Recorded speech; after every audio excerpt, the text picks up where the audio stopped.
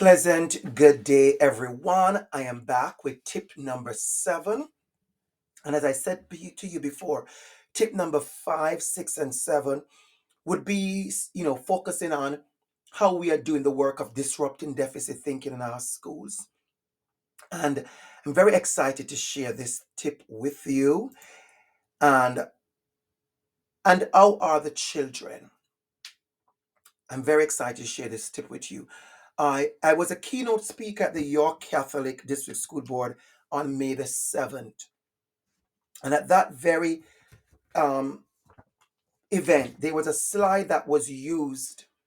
This is a slide that really, really touched me. It had me just thinking days after the question, and how are the children? When I do this work of equity, diversity, and inclusion, when I do the work of anti-Black racism, when I do the work of anti-discrimination, one of the main thing, or maybe my main reason, is I want all our teachers to be prepared to teach all children. That is the end goal. If you ever wonder what is Dr. Campbell end goal, what is Dr. ABC end goal, that is my end goal. I want, when you walk into a classroom anywhere, you see the students, you create a sense of belonging, you show love, and you teach them with the love and respect and passion that they deserve. And how are the children? We're looking at the chart you're looking at. It says it's about a fabled tribes of Africa. No tribe was considered to have warriors more fearsome or more intelligent than the mighty Maasai. And then it said it was no surprising then to learn the traditional greeting that passed between Maasai warriors. It translated to mean, and how are the children? This really, really, really touched me. Because in all that we do, the warriors, the fighting, the defending, the important thing was to always remember the children in our care. Can you and I be honest and say, and how are the children?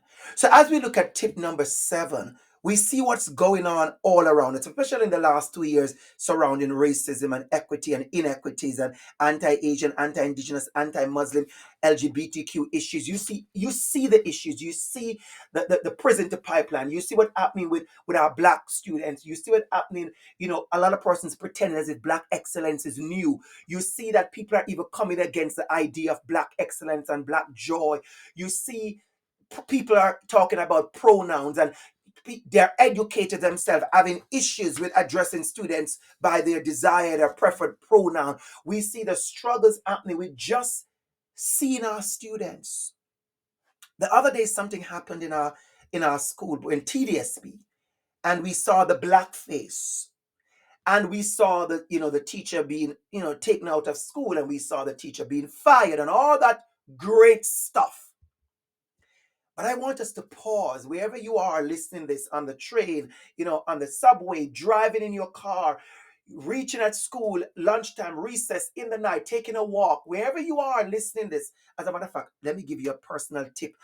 I listen to my YouTube videos when I'm in the gym, when I go for my walk, because that's when I get to, you know what I'm saying?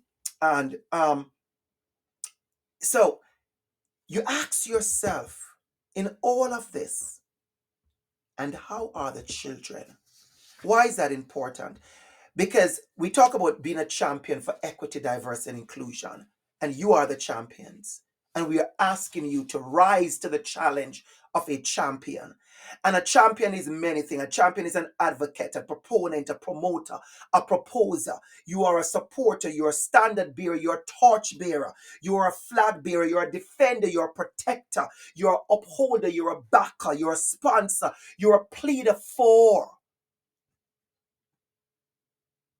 All those things you are. And think about your position and ask yourself, and how are the children? Because for me, my biggest concern with that blackface incident in the TDSB school, or I should say the black face racist incident in the TDSB school, I don't want to focus on that person. I don't even know his name and I mean it. I don't even care. I am wondering, what are the conversations in the school today, this morning, today? What are the conversations happening in the school? And I'm going to be very frank.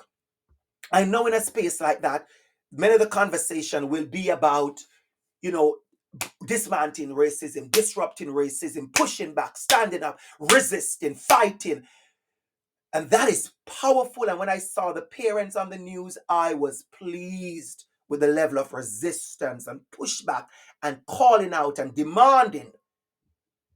But I go back to something that I need us to remember. When all that is done, and how are the children? I get emotional talking about that because we forget the trauma in our classrooms. We forget the hurt and the harm in our classroom.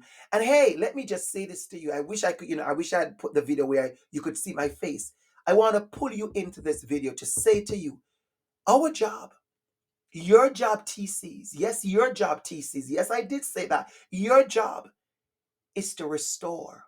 Your job is to carry healing, and hope. Your job is to sprinkle and season your lesson plan with the hope and the healing that is necessary. And one of that thing is your mindset. How are we responding as educators? Is it, oh, well, there was a racist act. Oh, too bad. It's a one-off. Please don't say that. Please don't say that. Please do not get caught saying that foolishness. You know, we see it in our schools, and the sad news is I have TCs even this season who are seeing those things and understanding sometimes, sorry, the violence that comes out of our mouth as educators towards our students. What is our mindset? Are we in a growth mindset? Are we in a growth mindset? Remember, I said to you, good teaching is 40% content. You could disagree, but good teaching is 40% content, 60% engagement. Show me the TC that get to know our students. Show me the TC that gets to spend the quality time to learn their names. And guess what? You're going to make the mistake and you're going to mispronounce it 2 or 3 more times. I have done that. But are you intentionally learning and changing and growing? Or you want a shortcut to get a alias, and okay, I just call you Ted. Are you in that growth mindset when a student say, well, in my home or back home or in my family we do this, and to listen so you can grow in that cultural competence of learning who your students are? Many of you are being placed. I see it. I see it. I see it. Many of you are being placed in communities that you are not a part of. You are the new kid on the block. You are the new kid on the block. Some of you go into the school with an attitude like you know it all. This is some of your first practicum. I hope you're sitting in a space of humility to learn your students so you can be a better educator. You cannot be so prepared that you forget who you are teaching. So I'm going to leave that there today. I'm going to leave that. I'm going to leave that there today and talk about our mindset. There are many things we can focus on. You see that list of focus areas that I use in many of my workshops. But what I want to focus on today is our mindset. And walk away. Can we say, after you have done your practicum and you're walking away and you have done amazing and you have gotten the best grade and the best feedback ever, can you genuinely say to yourself, and how are the children? When you hear that question, can you ask yourself, and how are the children? And then can you genuinely respond to say, all the children are well? And that is not being overly optimistic. That is in measure. We're not sending you to a school to fix all the issues you see in a classroom for 5 or 4 weeks. You can't do that. Or when you're an extended practicum for the year 2 students. No, you can't. That's not your job, and you can't do that. But I can tell you, ooh, the impact you can make on one child, on a bunch of students. I can tell you there are students who will remember the day you came in their classroom or the time you spent 3 weeks in there, 4 weeks, 6 weeks in their classroom. And genuinely, you can walk away saying, all the children are well. All the children are well. Not because it was perfect, but because you created a space of belonging. You created a culture that was inclusive. You disrupted hurt and harm. You smiled. You cared.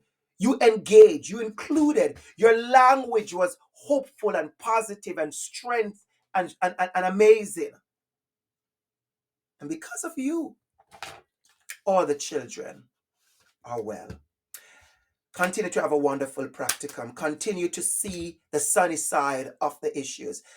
I continue to go to school with positive energy. You get to set that tone. I just want to say this personally because I've go over the years I've seen persons go to school and they come back battered and emotionally, just turned off.